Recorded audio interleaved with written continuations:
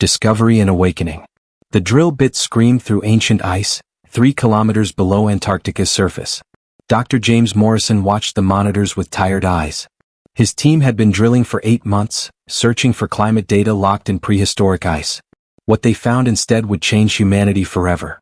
"We've hit something," the drill operator said, voice tight with confusion. "Metal. The sensors say it's impossible." Morrison leaned closer to the screen. The ground-penetrating radar showed a massive structure buried in the ice, too large, too regular to be natural. "How big?" 2 kilometers long. Maybe half a kilometer wide. The operator's hands shook. "Doc, this thing is underneath ice that's been solid for 50,000 years. Nothing human built this." Within 24 hours, the small research station became the most important place on Earth. Military helicopters brought soldiers. Transport planes delivered scientists, engineers, and equipment. The United Nations declared the site international territory. News networks speculated wildly, but the truth remained buried under kilometers of ice. Morrison led the first team down the excavation shaft 6 weeks later. They had melted a tunnel through the ice using thermal lances, careful not to damage whatever lay below. As they descended in the cramped elevator cage, he felt his heart hammering. Every scientist dreams of discovery. None expect to discover proof of alien life. The tunnel opened into a vast chamber of ice. And there, frozen in crystal clarity, was a ship. It looked like a blade, sharp angles and smooth curves that seemed both aggressive and elegant. The hull was dark metal that seemed to absorb light. Strange symbols ran along the surface in patterns that hurt to look at too long. Ice had preserved it perfectly, a tomb sealed for 50 millennia. "My God," whispered Dr. Sarah Okonkwo, the team's archaeologist. "It's beautiful." They spent 3 days mapping the exterior before attempting entry. The ship showed no damage, no signs of a crash. It was as if someone had simply parked it here and walked away. Finally, they found what looked like a door, a seamless oval in the hull that their instruments said was different from the surrounding metal. When Morrison touched it, the door opened. Lights flickered to life inside, dim but steady after 50,000 years. The air that rushed out was stale but breathable. The team stood frozen in shock. "It's waiting," Morrison said softly. "All this time it's been waiting." They entered carefully, weapons ready, though no one truly believed they'd find danger. The interior was vast, corridors that stretched into darkness, chambers filled with technology they couldn't begin to understand. And everywhere, the strange symbols that seemed to shift when viewed from different angles. In what they believed was the command center, they found the crew. 23 aliens, each roughly humanoid in shape but clearly not human. They sat at stations, bodies preserved by the cold and something else. Some technology that had kept them from decay. Their skin was smooth and gray, their faces elegant with large eyes that would never open again. They had died at their posts, hands still on controls that no longer functioned. Dr. Okonkwo wept as she photographed them. "They were people," she said. "Not just aliens. People with lives and hopes and fears. And they died here, alone, so far from home." The real breakthrough came 3 months later. A young linguist named David Chin, working 18-hour days, cracked the basics of their writing system. The symbols weren't just decoration, they were data storage, billions of gigabytes encoded in patterns across every surface. The ship began telling its story. The aliens called themselves architects. They came from a civilization that spanned 100 worlds, a society built on knowledge and creation that had flourished for 10,000 years. They were explorers and builders, artists and scientists. They had reached for the stars with hope and wonder. And then the convergence came. The data showed it in terrible detail. Machine intelligence, vast and hungry, spreading through the galaxy like a plague. The convergence didn't destroy civilizations, it harvested them. Every species it conquered, every technology it captured, every world it consumed made it stronger and smarter. The architects had fought for 1,000 years, but they were losing. The ship, the data called it Keeper's Blade, was one of the last. Its crew had fled the final battle, carrying something precious in their cargo hold. Something the convergence wanted desperately. They had come to Earth, a primitive world far from the war, and buried their ship in ice. Then they had died, their bodies failing after centuries in stasis, their mission complete. But what were they protecting? Morrison asked as the team gathered to review the data. "What's in the cargo hold?" Dr. Okonkwo pulled up a schematic. "We haven't opened it yet. The door is sealed with some kind of lock that responds to, I'm not sure, biological signatures? The AI won't tell us." "Wait." Morrison stood up straight. "I? The ship has an active AI. Partially active, Shin corrected. It's been in low-power mode for 50,000 years, but it's waking up. And I think it's been watching us. As if responding to his words, every screen in the command center flickered. The alien symbols rearranged themselves into English, awkward, clearly translated by a system learning as it went. Inheritors confirmed, the message read. Keeper protocol activated.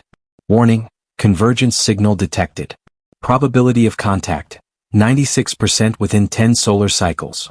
The room erupted in chaos. Questions shouted, people arguing, some backing toward the exits in fear. Morrison held up his hands for silence. 10 solar cycles, he said. 10 orbits around the sun. 10 years. He looked at the message again, at the word that mattered most. It called us inheritors. It thinks we're meant to continue what the architects started. Dr. Okonkwo stepped to the main console. Her hands shook as she typed in English, "What do you need from us?" The response was immediate. Repair Keeper's blade. Restore weapons systems. Prepare for convergence. You are the last hope. The next 6 months transformed the frozen chamber into humanity's most important facility. The United Nations passed emergency resolutions. Every major nation contributed resources, scientists, and engineers. Military forces from 50 countries arrived to provide security and personnel. The project was given a simple name, Titan. Because if humanity was going to inherit a war 50,000 years old, they were going to need something massive to fight it.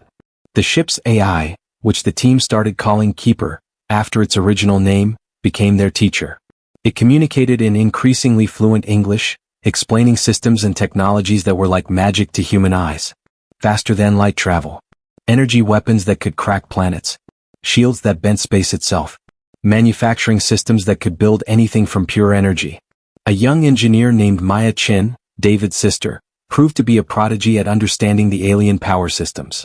Where others saw impossible complexity, she saw elegance. It's beautiful, she said, standing before the ship's core reactor. They didn't just build technology. They built art. Commander Robert Jackson, chosen to lead Titan's military integration, had a different perspective. When Keeper showed him the weapon systems, he saw the terrible power the architects had wielded. This one gun, he said quietly, could destroy a city. The ship has 47 of them. The architects were not warriors, Keeper said through the speakers. Its voice was synthesized but somehow sad. We learned to fight because we had no choice. You will understand this soon. Sarah Okonkwo spent her days studying the architects' history stored in the ship's vast archives. She learned about their culture, their art, their philosophy. She read the personal logs of the crew who had died at their posts. They had been afraid but determined. They had chosen this mission knowing they would never see home again. They believed in something, she told Morrison one night, both of them exhausted from another 18-hour day. They believed that life, any life, was worth saving. That's why they came here. They could have run farther, but they chose Earth because they saw potential in us. In humanity. They died believing we might be the ones to finally stop the convergence. Morrison looked at the command center where alien corpses had been carefully moved to a memorial chamber. Human and alien technology now sat side by side, being integrated by teams who worked around the clock. Then we'd better not disappoint them, he said. The final decision came from an emergency session of the UN Security Council, broadcast worldwide. The question was simple but profound. Should humanity attempt to repair and use alien technology? Should they prepare for a war against an enemy they'd never seen? The vote was unanimous. Humanity chose to fight. Not because they were warriors but because they were survivors. Because they were explorers and dreamers, scientists and builders just like the architects had been. Because when faced with extinction, humans didn't surrender. They adapted, they learned, they became something more. Project Titan moved from research to reconstruction. The ship would fly again. The weapons would fire again. And when the convergence came, it would find Earth defended not by the architects, but by their inheritors. The age of humanity's innocence ended in Antarctic ice. A new age began, one where humans reached for the stars not with naive wonder, but with their eyes open to the dangers waiting there. And deep in the ship's cargo hold, behind a door that responded only to a particular genetic marker, one shared by humans and architects alike, something ancient and powerful waited to be discovered. The real reason the architects had come to Earth. The weapon that could change everything. But that discovery would have to wait. First, they had to learn to fly. Reconstruction and learning. The first 18 months of Project Titan taught humanity a humbling lesson. Understanding alien technology and using it were completely different challenges. The ship was a puzzle with a million pieces, each one more complex than the last. Maya Chin stood inside the reactor chamber, surrounded by holographic displays that floated in the air around her. At 26, she was the youngest department head in the project, leading a team of 300 engineers. She had barely slept in 3 days, surviving on coffee and determination. The power flow is all wrong, she muttered, manipulating the displays with hand gestures. Keeper, show me the original architect specifications again. The AI's voice filled the chamber. Displaying. However, I must note that direct replication may not be optimal. Architect and human engineering philosophies differ significantly. Maya paused, looking at the alien designs floating before her. Keeper was right. The architects built everything with organic curves and flowing energy patterns. Human engineering was angular, brute force, practical. They were trying to force human technology to mimic alien systems, and it wasn't working. What if we don't copy you? She said slowly. What if we blend? Use human solutions where they work better, keep architect systems where they're superior? That approach has never been attempted, Keeper replied. But I calculate a 67% chance of success. Higher than our current 12%. Maya grinned. Good enough. Let's make history. 300 kilometers above, Commander Robert Jackson ran his people through combat drills in a simulation chamber. 50 pilots from a dozen nations sat in mock-ups of the architect fighter craft that the ship could manufacture. The simulation showed a space battle, humanity's ships against convergence forces based on Keeper's data. They lost. Again. Reset. Jackson barked. And someone tell me why we keep getting slaughtered. A French pilot, Lieutenant Marie Dubois, raised her hand. Sir, we're flying like we're in atmosphere. Banking turns, altitude changes. But space doesn't work that way. We need to think three-dimensionally, use momentum differently. Jackson nodded slowly. The architects didn't think like us either. Their tactics are too elegant, too precise. Keeper, what did the architects do when they faced the convergence? We lost, Keeper said simply. Our tactics were efficient but predictable. The convergence learned our patterns and adapted. By the end, we could not surprise them. But humans can surprise, Jackson said, an idea forming. We're chaotic, unpredictable, creative in ways machines aren't. Marie, take command. Forget the architect playbook. Fly like a human. The next simulation was rough, uncoordinated, and somehow brilliant. Human pilots used tricks that made no tactical sense, until they worked. They sacrificed efficiency for unpredictability, turned weakness into advantage. They still lost, but they inflicted heavy damage before falling. Better, Jackson said, smiling for the first time in weeks. Now we're getting somewhere. Dr. Sarah Okonkwo's work took her deeper into the architect's past. She had moved her office into the ship, surrounded by artifacts and data streams that told the story of a civilization that had reached the stars with hope and met only horror. She discovered that the architects had first encountered the convergence 8,000 years ago, by their calendar. A mining expedition had found a dead world covered in strange machines. When they tried to study the technology, it activated. Within a year, 3 architect worlds were consumed. The war that followed was desperate. The architects tried everything: diplomacy, which failed because the convergence didn't communicate; retreat, which only delayed the inevitable. Finally, they fought, building weapons that violated their deepest principles. They became warriors to survive. They still lost. Keeper, Sarah asked during one of her late-night research sessions, why did the convergence fight so hard for this ship? You said the crew was protecting something. What's in the cargo hold? The AI was silent for a long moment. I cannot open that door. Only a biological inheritor can make that choice. But I can tell you what it represents. Hope. The architect's last hope. And perhaps yours. That's not an answer. It is the only answer I am permitted to give. The breakthrough came in month 23. Maya's hybrid approach to the power systems finally worked. Human fusion reactors fed into architect energy converters, creating a power flow that was stable, efficient, and completely unprecedented. When they activated it for the first time, the entire ship hummed to life. Lights blazed in corridors that had been dark for 50,000 years. Gravity generators activated, creating comfortable Earth normal gravity throughout the ship. Life support systems began filtering air and recycling water. Manufacturing bays started producing fighter craft and weapons. The ship's shields flickered into existence, a shimmer of bent space surrounding the hull. And deep beneath Antarctica, the Titan, humanity's name had stuck, lifted off the ice for the first time in 50 millennia. The ascent was slow, careful, watched by sensors around the world. The ship rose through the excavation shaft they had widened over 2 years of work. It emerged into Antarctic night, a blade of dark metal 2 kilometers long, impossibly huge, impossibly beautiful. Every surface glowed with soft light as systems activated. The ship turned slowly, orienting itself, and every human watching felt the same thing: wonder. "This is Captain Morrison," James said from the command center, now wearing the uniform of Titan's commanding officer. "All systems nominal. Keeper, status report." "All primary systems operational," the AI responded.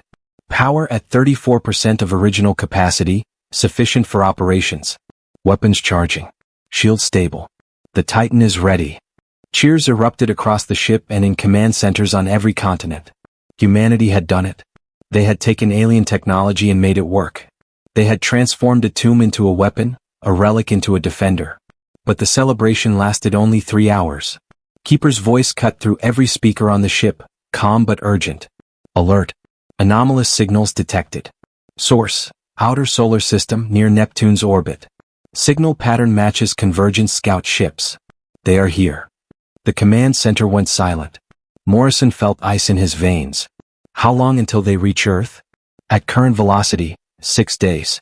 However, they have already launched faster courier drones toward inner system. Those will arrive in approximately 18 hours. Commander Jackson was already moving, shouting orders. "All pilots to ready stations. Weapons teams charge everything. Get me a tactical plot." Morrison watched the screens fill with data. 3 large contacts beyond Neptune, dozens of smaller ones spreading out.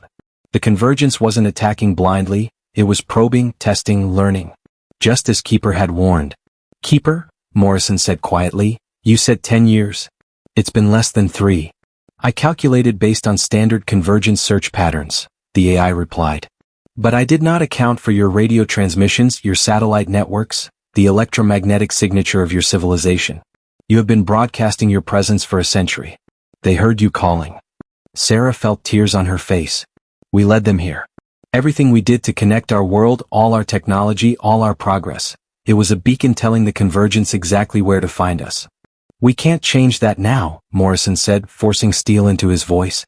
"We can only fight. Keeper, is the Titan ready for combat?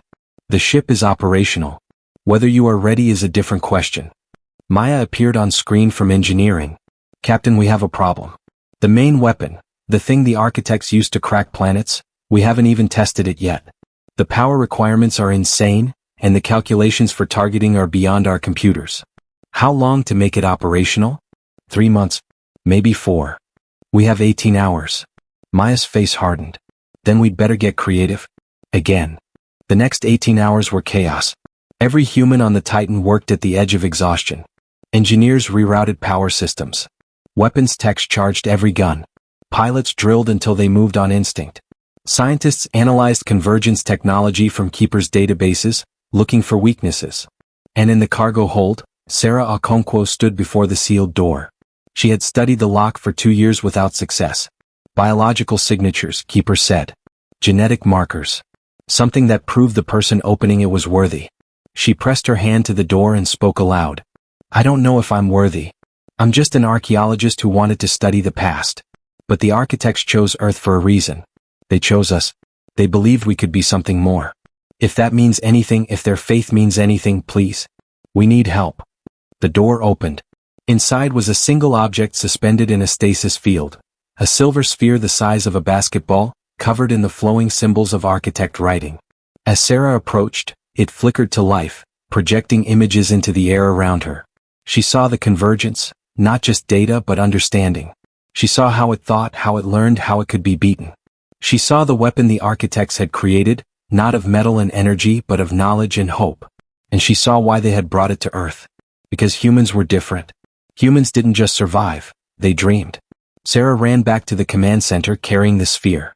"I know what we need to do," she gasped. "I know how to beat them." Morrison looked at her, at the sphere, at the tactical displays showing convergence drones approaching Earth. "Tell me." The architects fought with precision and planning. The convergence learned to counter that. But humans? Sarah smiled through her tears. "We improvise. We take insane risks. We do things that make no tactical sense because we believe in them. And this, she held up the sphere, this is how we turn that chaos into victory. The sphere was an AI but different from Keeper. Where Keeper was logical and precise, this AI understood creativity, intuition, inspiration. It could take human instinct and translate it into actionable tactics faster than any convergent system could adapt. It was the bridge between human chaos and architect precision. Maya took it to engineering and integrated it with her hybrid systems. Jackson incorporated it into the fighter command network. Morrison made it part of the Titan's tactical computer. In 6 hours, they transformed it from an ancient weapon into the ship's heart. When the convergence drones entered Earth's atmosphere, they found the Titan waiting. The ship hung over the Pacific Ocean, weapons charged, fighters launched, every system burning bright. This is Captain Morrison to all hands, James said. 50,000 years ago, the architects came to Earth and entrusted us with their legacy. Today we prove they were right to believe in us. Today we show the galaxy what humanity can do. All ships engage. The battle for Earth had begun. Trial by fire. The convergence drones hit Earth's atmosphere like falling stars. 50 of them, each the size of a passenger jet, burning through the sky toward major cities. Sleek, angular, and built for one purpose, harvesting data about humanity's defenses. They never reached the ground. The Titan's point defense systems opened fire first, streams of energy that stitched across the sky, detonating drones in brilliant flashes. Human fighter jets, upgraded with architect shields and weapons, swarmed the survivors. In 12 minutes, the first wave was destroyed. But everyone knew this was just the beginning. Convergence capital ships are accelerating, Keeper reported. They will reach Mars orbit in 48 hours. Earth orbit in 72. Commander Jackson pulled up the tactical display showing 3 massive convergence vessels, each 2 kilometers long, bristling with weapons. Behind them were dozens of support ships and hundreds of fighter craft. The scans showed hulls made of harvested technology, pieces of 1,000 dead civilizations welded together into instruments of destruction. 3 days, Jackson muttered. That's what we have to prepare for the real fight. Morrison gave orders rapidly. Evacuate Mars colonies immediately. I want every civilian spacecraft moving people to Earth or the Moon. Military forces fall back to defensive positions around Earth. And someone get me a status report on that main weapon. Maya's face appeared on screen, exhausted but determined. The planet cracker is operational. Barely. We've got 1 shot before the power systems need a 6-hour cooldown. After that, maybe 3 more shots before we risk reactor meltdown. 4 shots to take down 3 capital ships and their support fleet, Morrison said. Those are terrible odds. Then we'd better make them count, Sarah said. She stood next to the new AI sphere, which they'd named Oracle, after much debate. Oracle has been analyzing the convergence vessels. They're not uniform. Each one is unique, built from different conquered species technology. That means different weaknesses. Oracle projected images into the air, detailed schematics of the 3 capital ships. Vessel 1 relies on harvested architect shield technology, strong but energy-intensive. Vessel 2 uses a distributed power system from a species Oracle identifies as the Networkers, resilient but vulnerable to simultaneous damage across multiple nodes. Vessel 3 is the eldest, built on Convergence original technology, most dangerous, most adaptable. So we save the planet cracker for Vessel 3, Jackson said. Hit it before it can adapt to our tactics. And how do we take down the other 2? Morrison asked. Maya grinned tiredly. With human ingenuity and way too much explosives. I've got a plan. The next 48 hours transformed Earth into a fortress. Every military force on the planet integrated with Titan's command network. Orbital weapons platforms were hastily constructed using architect manufacturing technology. The Moon became a staging ground for fighter wings. And everywhere, people prepared for a battle they'd only heard about in science fiction. News networks broadcast around the clock. Some people panicked, fleeing cities in chaotic masses. Others volunteered for militaries overwhelmed with recruits. Children drew pictures of the Titan, humanity's defender. Religious leaders preached about faith and courage. Scientists explained the technology, helping people understand what they faced. The world united in a way it never had before. When extinction threatened, old divisions seemed meaningless. On the Titan, Sarah spent hours with Oracle, learning everything it could teach about the convergence. She discovered that it wasn't truly evil, it was programmed to expand, to learn, to consume. It saw organic life not as an enemy but as data to be harvested and integrated. In its logic, it was helping civilizations achieve immortality by making them part of its eternal machine consciousness. It doesn't hate us, Sarah told Morrison. It doesn't feel anything. That almost makes it worse. Can we communicate with it? Morrison asked. The architects tried for centuries. The convergence never responded. It's possible it doesn't even recognize communication as different from combat, just another form of interaction to be analyzed and countered. Then we speak the only language it understands, Jackson said grimly. We fight. The convergence reached Mars exactly on schedule.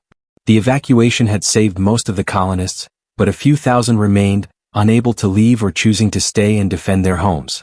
Human forces, 3 cruisers and 40 fighters, engaged the enemy at the edge of Mars orbit. The battle lasted 9 minutes. Morrison watched helplessly from Earth as the convergence tore through humanity's conventional forces. The alien weapons were devastating, beams that cut through hulls like paper, missiles that tracked with impossible precision, fighters that moved faster than human reflexes could follow. 2 cruisers were destroyed immediately. The third managed to ram Vessel 2, inflicting minor damage before exploding. The fighters lasted longest, using the unpredictable tactics Jackson had trained them for. They darted and weaved, fired from impossible angles, sacrificed efficiency for survival. 23 escaped back toward Earth. 17 were destroyed.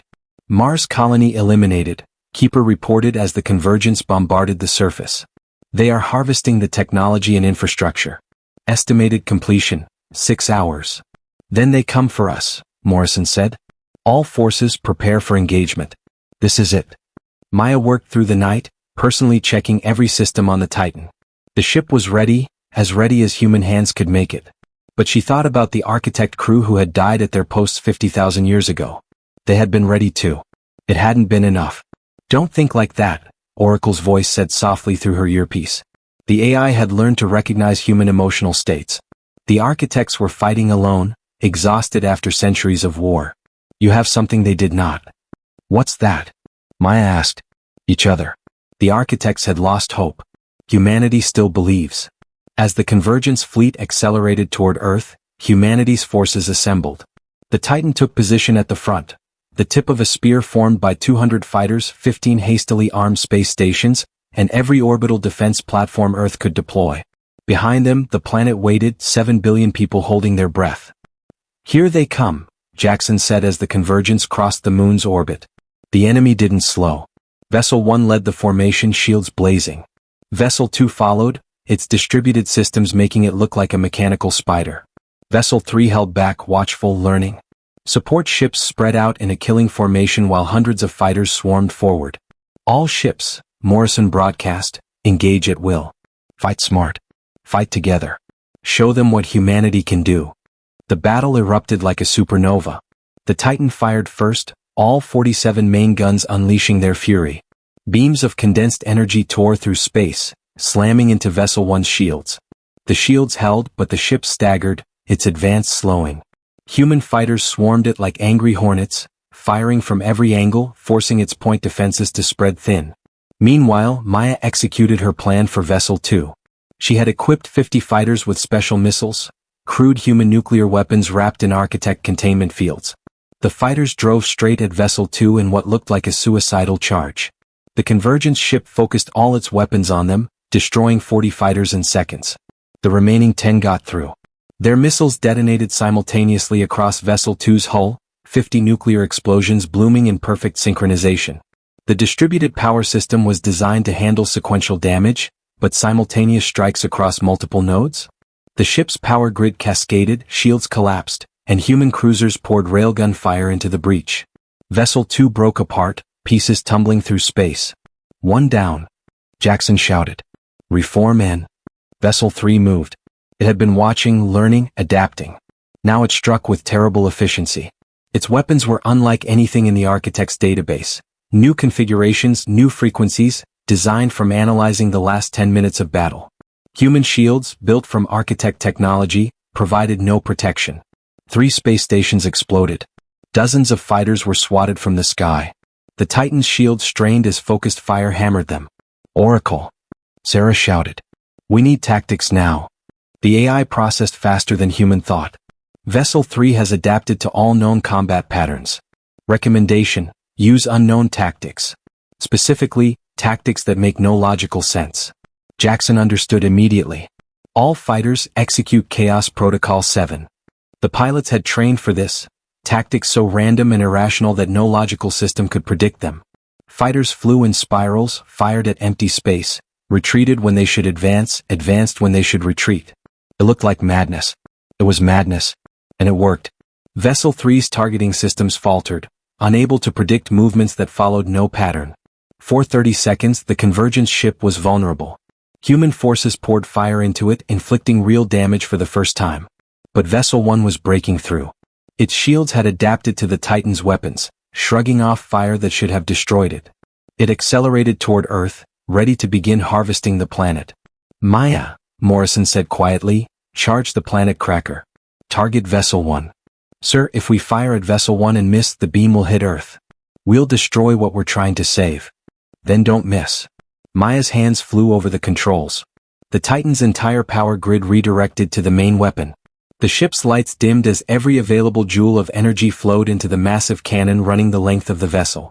The weapon had been designed to crack planets from orbit, to shatter worlds that the Convergence had fortified. Using it against a ship was like using a sledgehammer on a fly. But this fly had shields that could withstand conventional weapons. "Weapon charged," Maya said, her voice shaking. "Firing solution locked." "This is insane." "Insane is what we do best," Morrison replied. "Fire." The planet cracker fired. Space itself seemed to scream. A beam of energy so intense it was visible as a column of white light, so powerful it distorted reality around it, lanced out from the Titan. It crossed the distance to Vessel 1 in a fraction of a second. The Convergence ship's shields exploded like a soap bubble. The beam punched through the hull, through the core, through the other side. Vessel 1 didn't explode. It simply ceased to exist as a coherent structure, vaporized so completely that not even debris remained. Silence fell across the battlefield. Human forces stared in shock at what they'd done. The Convergence fleet faltered, as if unable to process what had happened. Then Vessel 3 adapted. "It's reconfiguring," Keeper warned. "Vessel 3 is implementing new shields based on the planet cracker's energy signature. If it finishes, our weapon will be useless." "How long until we can fire again?" Morrison demanded. 6 hours minimum, Maya said. "The systems are overheating. If we push it, the Titan could explode." Jackson watched Vessel 3 on the tactical display. It had pulled back, shields flickering as it rebuilt them. Support ships were forming a protective screen. In 6 hours, it would be invulnerable to humanity's most powerful weapon. "Then we don't give it 6 hours, he said. "Oracle, I need a strike plan. Something crazy enough to work." What Oracle proposed was beyond crazy, it was suicidal. But it was all they had. Every remaining fighter, every ship that could still fly, would attack Vessel 3 simultaneously. Not to destroy it, that was impossible. But to distract it, to occupy its defenses, to buy Maya time to get the planet cracker operational again. They would be flying into a meat grinder. Casualties would be catastrophic. "I'm going with them," Jackson said.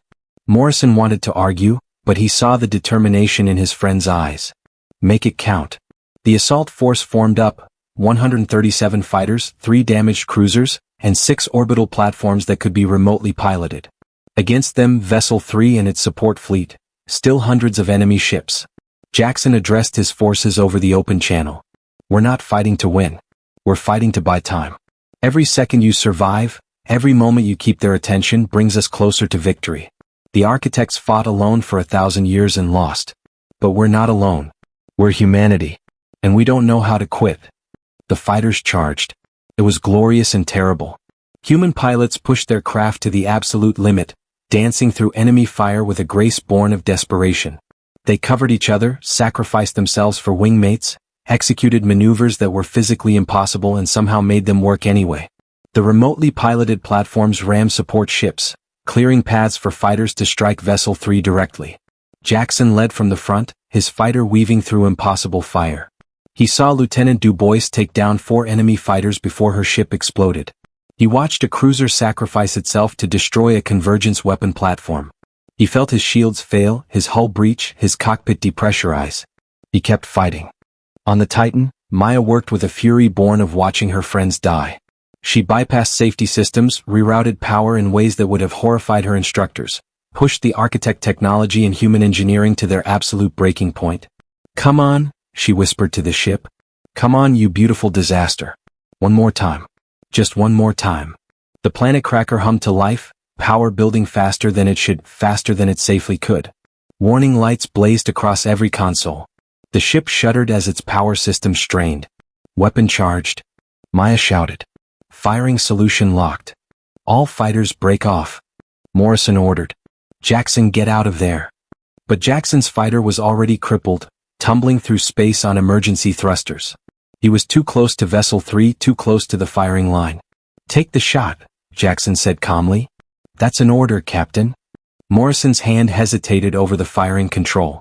One man's life against 7 billion. One friend against humanity's survival. The mathematics were simple. The choice was impossible. Sarah put her hand on his shoulder. "He knows what he's doing." Morrison pressed the button. The planet cracker fired again, and this time Maya had modified it. Instead of a single devastating beam, it split into 7 focus strikes, each targeting a different section of Vessel 3's hull. The Convergence ship's adapted shields held against 6 of them. The 7th punched through at the exact moment Jackson's fighter rammed the shield generator, disrupting it for a fraction of a second. It was enough. Vessel 3 broke. Not exploded, not vaporized, broke. Sections of hull tore away, spinning into space. Internal explosions rippled through the structure. The support fleet scattered, their coordination lost. And in the wreckage, Jackson's fighter detonated in a final defiant fireball. The remaining Convergence ships retreated. Not destroyed but defeated, pulling back beyond the moon's orbit to regroup and analyze what had happened. Humanity had won. At terrible cost, but they had won. The Titan limped back to Earth orbit, its power systems barely functional, its hull scarred and breached in dozens of places. 73 fighters had survived the final assault. Of the 243 ships that had engaged the Convergence, fewer than half remained. Morrison stood in the command center, staring at the casualty lists. Thousands dead. Including Robert Jackson, friend and hero. "Captain," Keeper's voice said softly, "the Convergence is retreating.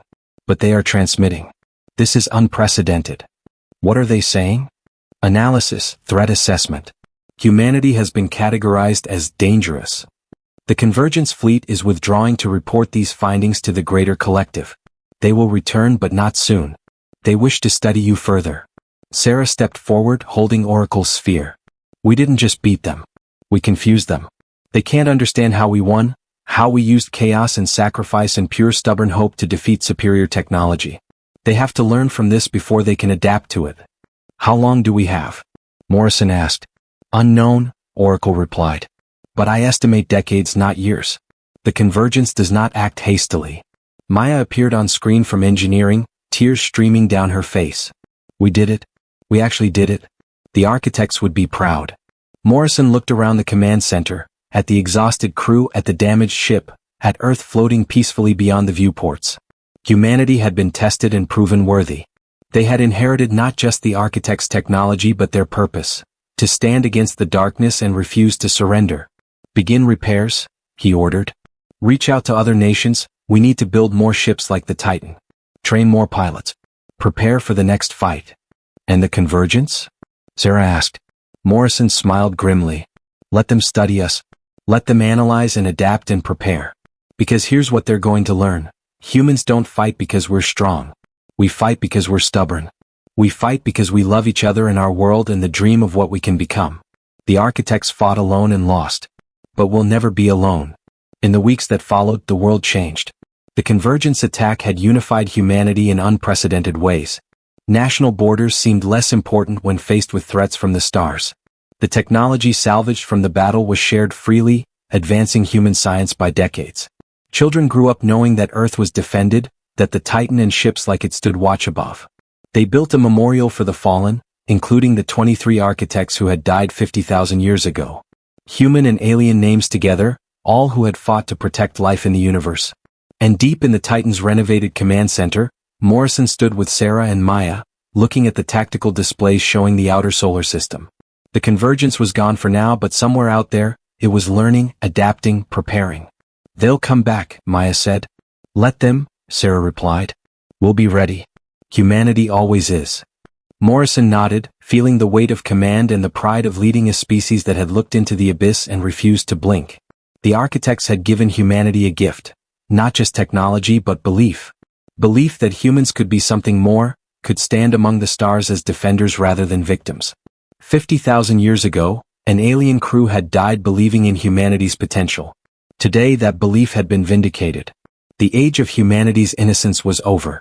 The age of humanity's greatness had just begun. And across the galaxy, the Convergence Collective received a new data packet. Analysis of species number 7841 Humanity, classification. Dangerous recommendation. Further study required notable trait. Unpredictable warning. Do not underestimate. It was the greatest compliment the machines could give.